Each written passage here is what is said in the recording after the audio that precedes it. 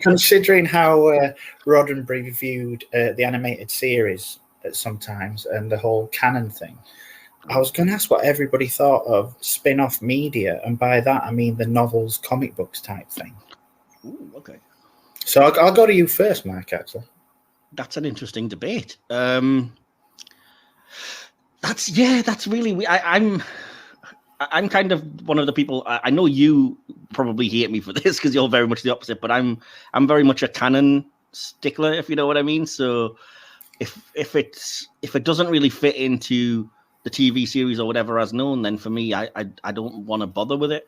I was just looking the other day because there was an online sale on a bunch of Star Trek ebooks, and it was like an entire series of post Next Generation stuff that looked really interesting, but it was clearly all non-canon because it completely contradicted like Picard and Lower Decks and all of these things that have come since. And I was like, oh, I really want to waste my time on something that I know isn't canon. You know what I mean? Because my head can't really reconcile that, which is, I mean, it's ridiculous because if I'd read it before these new things all came, I'm sure I probably would have liked it. But yeah. You mean you weren't a fan of Next Generation and the X-Men? Well, that's the one exception. I'd never actually read it, but I'd be intrigued to. And I did actually. I keep getting these notifications that Zavvi have, what is it, Star Trek Green Lantern: The Spectrum War on sale, and I'm like, I'm intrigued. This could be trash or it could be just genius, but I'm not willing to take the risk for like whatever 10 quid or whatever it is. But, well, I've not read that one, but I have read I think I posted it to you at one point, the animated Star Trek meets Transformers. So what? Oh yeah. Are you serious? Oh god, yeah. They actually turned the Enterprise into a Transformer at one point. It looks so good. It does. I want a figure of it. It's completely ludicrous, but yeah, I just find it fun. Likewise, when they did that crossover with Doctor Who. I was just going to say that. I was just going to say that one too. Yeah. Yeah, so is it a miss from you, Mike?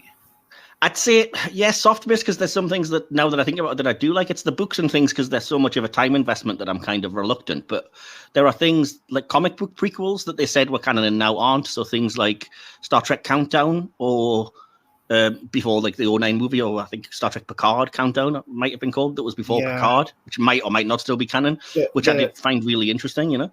The countdown for the movie, I think that's, being rewritten because it had Data on as Captain of the Enterprise, if I remember it. Data and Worf and everybody were in different positions, so it's completely not canon remotely now. But yeah. I mean, the novel's got around it recently by kind of rebooting the universe and saying that everything that went before was, kind of an alternate universe. So, I mean, if you can accept that, I'm not allowing them to pull a Crisis on Infinite Tracks on me. Oh, come on, mate! It's still better than Multiverse of Madness, so I can cope with that. So yeah, so it's a soft miss from you. It's a soft hit from me. So yeah, I'll go to you next, Mary. I have only read a few novels myself, and really I only started reading them like last year. I've enjoyed all of them, and I had heard about like the comic books, and I think I've seen some before, but I've never actually read any of them. And when I had heard about the Doctor Who Star Trek crossover, I was intrigued. So for me, even though I don't have a lot of experience with them, I think that I would super enjoy it. So it's a full hit with me. Oh, nice. And what about you, Rick? Absolute hit. I love the spin-off media. I love the comics. I love the books. And yeah, I mean, it doesn't bother me too much about the canon contradictions. As far as I'm concerned, if I like the idea, then in my head it's canon until it's explicitly not, kind of thing. Yeah. So, you're fully willing to accept Star Trek and Planet of the Apes? Yep. I haven't read it. I have read the Green Lantern one, and I've read the Doctor Who one. I haven't read the Transformers one, but I really should. It sounds awesome. Rick, I have to ask what the Green Lantern one's like. Yeah, I was just going to say that. I've been hovering over the purchase button a few times. I mean, it's difficult. I'm a big Star Trek. I'm a big Green Lantern fan. It's all right. It's all right, but it's not as mind blowing as you'd hope. If I'm honest, you wait for a sale. Then. Well, for but, you know. I was just going to say, for the person who doesn't have a lot of, exposure to this, what would you guys recommend? Like, what should I go and buy? There's a lot of things I'd recommend that are or at least semi-canon that I do enjoy. Like the one that I always go to is the Voyager book Mosaic, because it was written by... That's one of them I've read. Oh, well, there you go. I loved it. It was written by Jerry Taylor, who kind of basically co-created Voyager and Janeway, so it's her backstory in the same way that Tapestry kind of does that for Picard, and it's a really, really good book. Likewise, I read the Day of Honor series. Again, they're probably not canon now, but it was a combination of 4 across the 4 series at the time, so there was a TOS, a Next Gen, a DS9, and a Voyager book.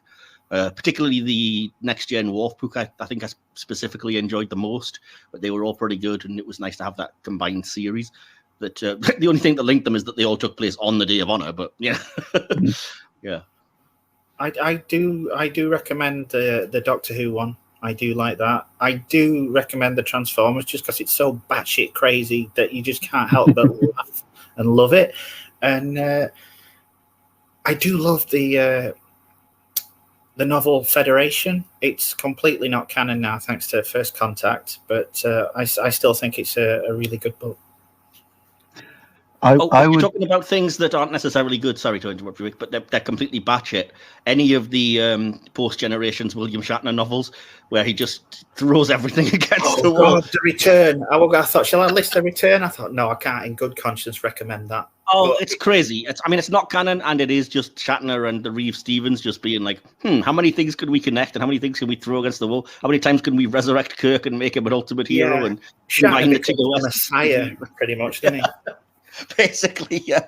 But I mean, the crazy theories in that really are like appealing, like the idea that V'Ger was from the Borg, and so with Spock having mind melded with it, he's like I've resistant. Never been on board with that. I'm not on board with it as a canon idea, but exploring it in that kind of alternate world, I guess, was kind of like, oh, that's an interesting way of viewing things. So you are involved in this multiverse nonsense at times, yeah. I mean, if I that's the thing though. I mean, I read those before anything else had come out that would have contradicted them, because we hadn't really had even First Contact when I read those. I was much younger, so it was kind of like, okay, this is the canon official follow-on. It's written by Shatner and whatever. So yeah, but yeah, the novel, the Probe novel's good. I don't know if any of you guys have read that. That follows up to The Voyage Home. I'll be honest, I tried and I struggled with it. Oh, I really enjoyed that one. Yeah, I was struggling with it. I mean, I keep meaning to go and have another go. I might just have been in the wrong mood, but yeah, I was struggling with that one. Oh, cool. I think there is an abridged audio book read by Jimmy Doohan. That might be worth your while. Yeah. So what about you, Rick? Any recommendations with regards to... Yeah, and I've said it on this podcast before, but I think the Eugenics Wars series is fantastic. Yes. But it does a great job of placing Khan's rise to power in relation to real-world events from the 80s and 90s. One of the reasons I was peeved off with Strange New World Season 2 is that they basically retconned all that out of existence. And I'm like, no, you do not do that to Eugenics Wars books. Sorry. Yeah, I was a bit like, oh, those are out the window. But, they're still good. They're still a good read. I think it's still good fun. Yeah. I think if you're short of... And not that we are short of stuff on TV now, but if you come to the end of a rewatch and you want more, I think it's always a good thing to pick up a book and have a read. You get the odd angle, and the worst book is still better than some episodes of Voyager, which I'm not going to get into. The preceding video is an extract from the latest episode of our Hit or Miss Star Trek podcast. You can catch episodes of the podcast on Sundays at 3 p.m. UK time, or check out our vast back catalogue of previous reviews and episodes. The Hit or Miss Star Trek podcast was brought to you by Mike Wilson and DK. Don't forget to like, subscribe, share, and spread the word. And remember, we are Starfleet. Live long and prosper. Live long and prosper.